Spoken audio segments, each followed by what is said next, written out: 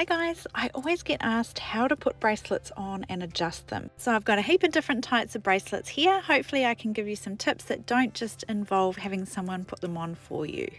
Now, starting with elastic beaded bracelets, making sure to always just gently roll them over your hand. You don't ever want to stretch them open, as that will ruin the integrity of the elastic. So making sure just to gently roll them over your hand onto your wrist.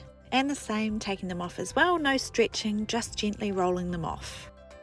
Now, for something like this screw clasp, which sort of has the two moving parts, I find the easiest way is being able to hold one side still and just use the other side. So placing it on and just holding it in place with my fingers. If you can bend your fingers enough just to hold one side of the clasp still, then you should be able to, with the other hand, maneuver that side of the clasp and just gently twist it in. Taking your time and just making sure it's done up nice and tight. Now, for a bracelet like this leather one with a metal buckle or button, these are generally done up with pressure, so you should be able to place it on and hold it in place with the one hand, applying pressure onto the buckle to do it up. Sliding knot bracelets are often a two-handed job as well, and this is why I love putting a little bead on the end of my cords. It does make it easier to grab onto.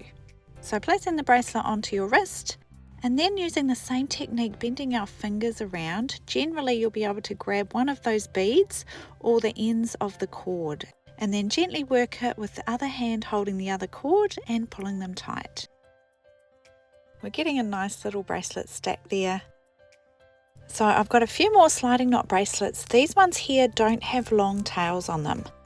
So I find the best technique for adjusting these is again bending your fingers down to hold part of the bracelet still. So holding just on the knot there, and then with my left hand I'm able to slide the cording along to slide the knots into the right positions. It is a little bit fiddly, but just take your time until you're happy with how it's sitting. Other types of sliding knot bracelet designs, you should be able to bend your fingers and grab onto somewhere on the cording or knots so that you can adjust it into place. Taking them off should be easy as well, sliding the knots across and taking them over your hand.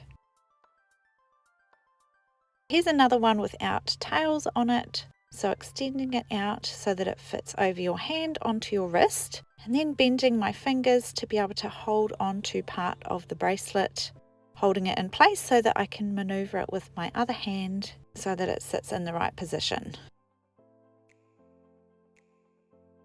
Now, the last technique I have for you is when you're wearing bracelets with a metal clasp. So this is helpful for when you've got a bracelet that just keeps slipping away.